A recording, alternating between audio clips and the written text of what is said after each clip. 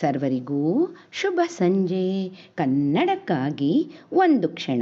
ಈ ದಿನದ ಒಗಟು: ಅಡಿಗೆ ಕಂಚಿನ ತೇರು, ಮೇಲೆ ಹೂವಿನ ತೇರು, ಐದಾಳು ಎಳೆಯೋರು, ಎರಡಾಳು ನೋಡೋರು.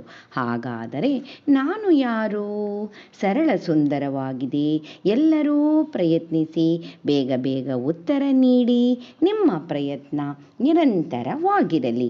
ನಿನ್ನೆ ನಾನೊಂದು ಒಗಟು ಕೇಳಿದ್ದೆ. ಒಂದು ಕೊಂಬೆಗೆ 100 ಗಿಣಿ, 100 ಗಿಣಿಗೆ 100 ರೆಕ್ಕೆ, ರೆಕ್ಕೆಗೆ 100 ಹಕ್ಕಿ, ಹಕ್ಕಿ ಬಾಯಲ್ಲಿ 3 ಪಾವು ಅಕ್ಕಿ.